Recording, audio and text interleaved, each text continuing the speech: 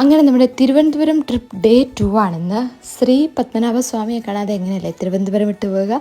അങ്ങനെ ഇന്ന് നമ്മൾ ക്ഷേത്ര ദർശനമാണ് നടത്തുന്നത്. അത് മാത്രമല്ല വേറെ കുറേ സ്ഥലത്തൊക്കെ പോകുന്നുണ്ട് കേട്ടോ. ഞാൻ ഭയങ്കര എക്സൈറ്റഡ് ആണ്, കാരണം ഞാൻ ഇതുവരെ ഈ അമ്പലം ദർശനം നടത്തിയിട്ടില്ല. ഒരു 8:30 നമുക്ക് അമ്പലത്തിൽ എത്താം എന്നാണ് ഞങ്ങൾ കരുതുന്നത്. അപ്പോൾ പിക്കിയെയും ബൂബുവിനെയൊക്കെ ഞാൻ നൈസായിട്ട് ഉണർത്തി റെഡിയാക്കുവാണ്. അമ്പലത്തിലോട്ടായതുകൊണ്ട് തന്നെ ഡെഫിനറ്റ്ലി സാരി ഉടുക്കുന്നതായിരിക്കുമല്ലോ അതിൻ്റെ ഒരു ഗുമ്മ്.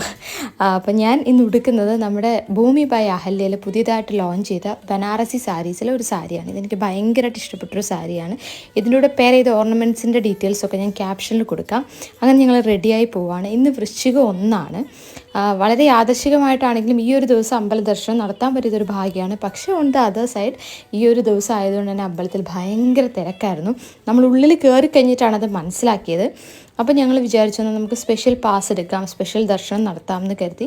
അങ്ങനെ നമ്മൾ സ്പെഷ്യൽ പാസ് എടുത്തിട്ടാണ് അമ്പലത്തിനുള്ളിൽ തൊഴാൻ കയറിയത്. ഈ പാസ് എടുത്തില്ലായിരുന്നെങ്കിൽ ഒരു പക്ഷേ ഒരു 12 മണി കഴിഞ്ഞാലും നമ്മൾക്ക് ദർശനം നടത്താൻ പറ്റില്ലായിരുന്നു.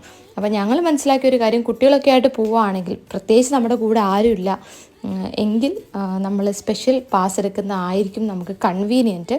അപ്പോൾ പ്രസാദവും കാര്യങ്ങളും ഒക്കെ അതിൻ്റെ കൂടെ തന്നെ നമുക്കൊരു കിറ്റിൽ കിട്ടും. അവിടെയും ക്യൂ വളരെ കുറവായിരിക്കും.